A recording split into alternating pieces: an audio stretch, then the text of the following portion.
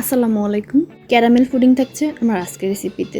যাদের পুডিং খুব ভালোভাবে জমে না অথবা ক্যারামেলটা খুব ভালো করে তৈরি করতে পারেন না, তাদের জন্য আমার আজকের এই ক্যারামেল পুডিংয়ের রেসিপি। তো চলুন দেখে নেওয়া যাক সম্পূর্ণ রেসিপি। তো পুডিং তৈরির জন্য আমি এখানে 1 কেজি গরুর দুধ নিয়েছি। তো প্রথমে এই গরুর দুধটাকে একদম জাল করে ফেলবো। জাল করতে করতে এটাকে আধা কেজি করে ফেলবো।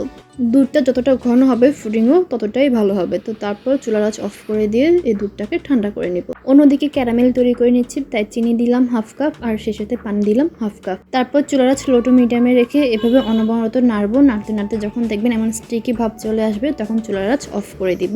তারপর চুলা অফ রেখে ক্যারামেলটাকে এভাবে কিছুক্ষণ প্যানে রেখে নাড়তে হবে। এতে করে ক্যারামেলটা পুড়েও যাবে না, কালারটাও ভালো আসবে। ক্যারামেল মোল্ডে নিয়ে নিয়েছি, এখন ক্যারামেলটাকে সেট হতে দিব। যতক্ষণ না ক্যারামেলটা ঠান্ডা হয়ে আসে আর সেট হয়ে আসে ততক্ষণ অপেক্ষা করছি। অন্যদিকে দুধটা ঠান্ডা হয়ে আসলে এতে আমি 5-6টা বিস্কিট দিচ্ছি। এখানে আমি এনার্জি বিস্কুটটা ব্যবহার করেছি। এই বিস্কিটটা ব্যবহার করার কারণ হলো অনেকেই এসেন্স ব্যবহার করেন না বা এলাচ ব্যবহার করেন না, সেক্ষেত্রে এই বিস্কিটটা ফ্লেভারের কাজ করবে আর টেস্টেরও কাজ করবে। অথবা আপনারা চাইলে বিস্কিট ছাড়া শুধুমাত্র এসেন্স অথবা এলাচ দিয়েও এই পুডিংটা তৈরি করে ফেলতে পারবেন। তারপর দিয়েছি 1/2 কাপ চিনি আর স্বাদ অনুযায়ী লবণ আর 3টে ডিম। তারপর এই দুধের সাথে উপকরণগুলোকে সম্পূর্ণ মিশিয়ে ফেলতে হবে। তারপর একটা ছাঁকনি বসিয়ে দিয়ে এই দুধটাকে ছেঁকে নিচ্ছি।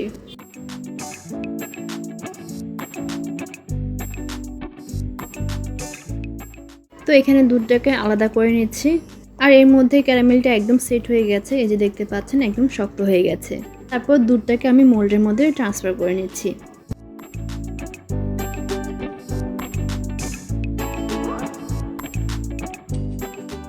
অন্যদিকে পুডিংটাকে বানানোর জন্য একটা মোটা তলানিযুক্ত পাতিল নিয়েছি, তার মধ্যে মোল্ডটাকে বসিয়ে দিলাম আর উপর থেকে একটা ঢাকনা দিয়ে ঢেকে দিচ্ছি। এতে করে পানি যখন বলক আসবে তখন পানিটা ভিতরে ঢুকে যাবে না।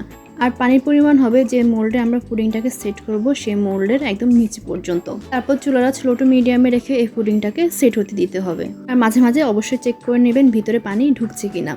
ফিরে এলাম 40 মিনিট পর। এই পুডিংটা সেট হতে আমার 40 মিনিটের মতো টাইম লেগেছে। পুডিংয়ের সাইজ অনুযায়ী টাইম কম বেশি লাগতে পারে। তারপর আমি এখানে একটা চামচ দিয়ে চেক করে দেখছি পুডিংটা একদম জমে গেছে, চামচের গায়ে কোনো পুডিং লেগে নেই। তারপরে পুডিংটাকে ঠান্ডা করে নর্মাল ফ্রিজে রাখবো 2 থেকে 3 ঘন্টার জন্য।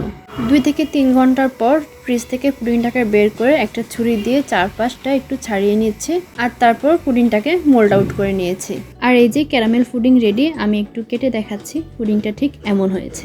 ক্যারামেল পুডিং বানানো খুবই ইজি, কয়েকটা টিপস ফলো করলে এই পুডিংটা খুব ভালোভাবে বানানো যায়। তো বাসায় এভাবে ট্রাই করুন ক্যারামেল পুডিং।